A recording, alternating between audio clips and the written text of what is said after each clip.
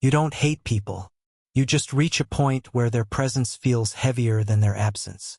And one day, without any big explosion, without any dramatic goodbye, you just stop replying.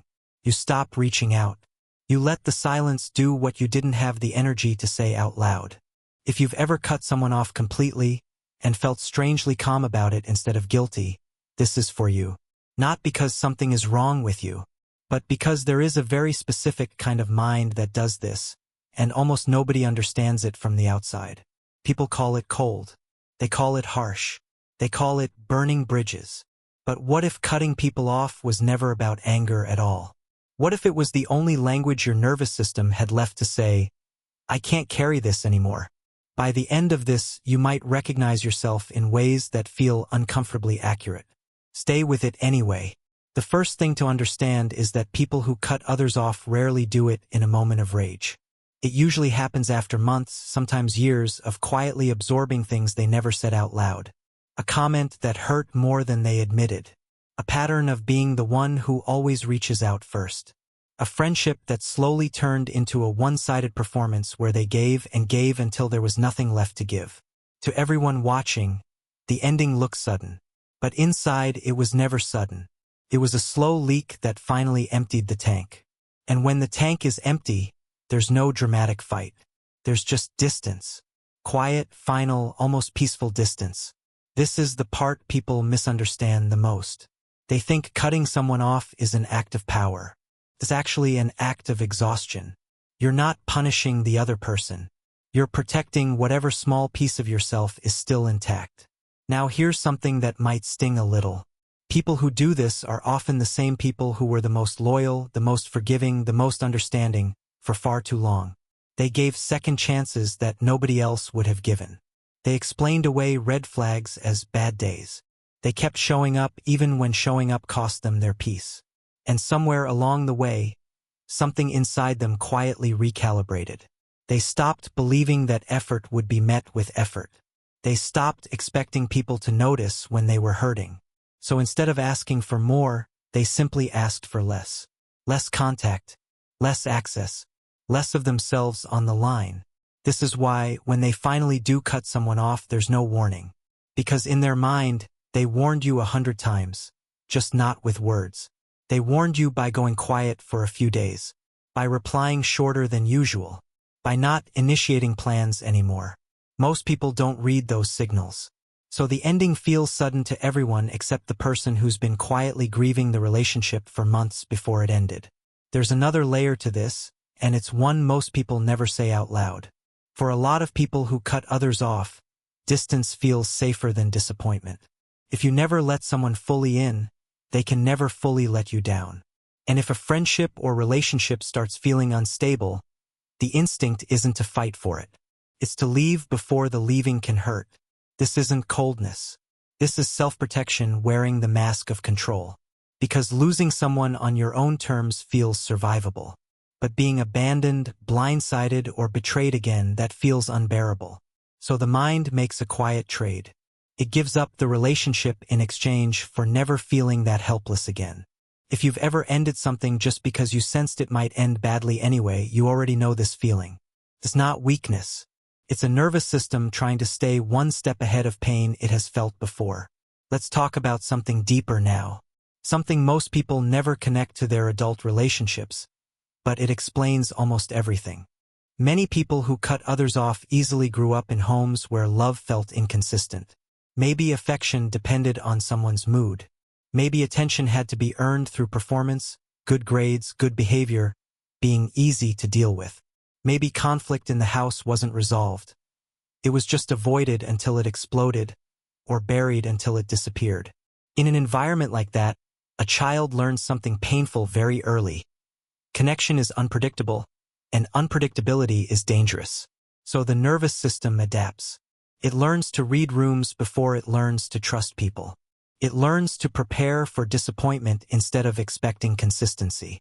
And most importantly, it learns that the safest way to avoid being hurt by someone leaving is to be the one who leaves first. This isn't something you decided consciously.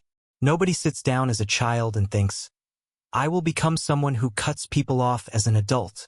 It happens slowly, quietly, as a survival pattern that gets carried forward into every relationship that even slightly resembles that early instability. So when you're 30 years old and you suddenly go cold on a friend who didn't show up for you the way you needed, that reaction isn't really about that one friend. It's about every time long before them when you needed someone to stay and they didn't. This is the part that deserves to be said gently, because it's not meant to make you feel broken. It's meant to make you feel understood. Here's another truth that rarely gets spoken. People who cut others off are often deeply sensitive, not detached. The world sees the silence and assumes indifference. But underneath that silence is usually someone who felt everything a little too intensely. Every inconsistency, every unanswered message, every small sign of being deprioritized. They didn't stop caring. They cared so much that caring started to hurt. Highly sensitive people often reach their limit quietly. There's no scene, no accusations, just a slow internal decision. I cannot keep absorbing this. And once that decision is made, it rarely gets reversed because revisiting it means reopening a wound they finally managed to close. This is also why people who cut others off can seem unusually firm about it, almost unnervingly calm. It's not because they don't feel anything. It's because they've already processed the grief privately, long before they ever said goodbye out loud, or didn't say anything at all. There's also a quieter pattern hiding underneath all of this. The fear of being a burden. A lot of people who isolate themselves or distance from others were taught, directly or indirectly, that their needs were too much. Maybe they were told they were too sensitive, too emotional, too dramatic, simply for expressing normal human needs like wanting attention or reassurance. So they learned to shrink. They learned to need less, ask for less, expect less. And ironically, the people who learn to need the least are often the ones capable of loving the deepest, because they never learned how to ask anyone to meet them halfway. Instead of risking rejection by asking for more, they quietly remove themselves from situations where they might have to ask at all. If you've ever ended a friendship instead of saying, "I needed you and you weren't there," this might be exactly why. Not because you didn't want closeness, but because somewhere along the way, you learned that closeness comes with conditions, and silence felt safer than vulnerability. Now here's where this gets even more personal, because there's a specific kind of person who cuts everyone off, and it's not who you'd expect. It's not the person who doesn't care. It's the person who cared too long, too hard, for too many people who never reciprocated it. This is the friend who remembered everyone's birthday but whose own went unnoticed. The partner who apologized first even when they weren't wrong, just to keep the peace. The sibling who kept showing up to family events that drained them, because leaving felt like betrayal. These are the people who eventually go quiet. Not because they're incapable of connection, but because they gave so much connection to people who never checked if they had any left to give. And one day, something inside them just stops. Not dramatically, just a quiet, internal shutting of a door that used to always be open. This is the moment people misread the most. They call it sudden. They call it cold. But what they're actually witnessing is the final stage of someone who tried, for far too long, to be understood, and finally accepted that maybe they wouldn't be. So instead of explaining themselves one more time, they just left. If any part of this is starting to feel familiar, here's the truth that matters most. Cutting people off isn't always a flaw in your character. Sometimes it's a scar from every time you weren't protected, weren't chosen, or weren't given the same effort you gave so freely. You weren't born distant. You became distant because somewhere, at some point, closeness cost you more than it gave you back.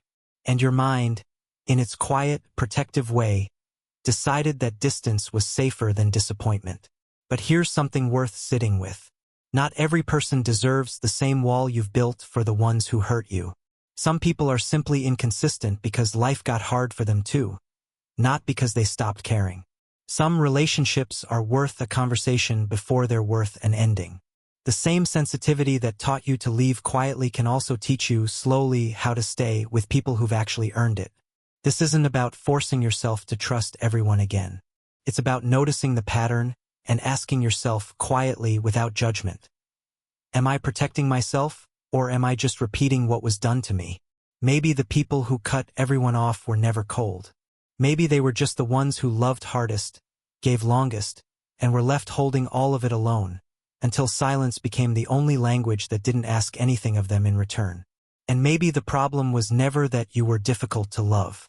Maybe you were simply someone who needed to be chosen consistently, in a world that only ever chose you when it was convenient. If you've made it this far, maybe some part of this was about you. Not to make you feel exposed, just to make you feel, for once, understood without having to explain yourself to anyone at all.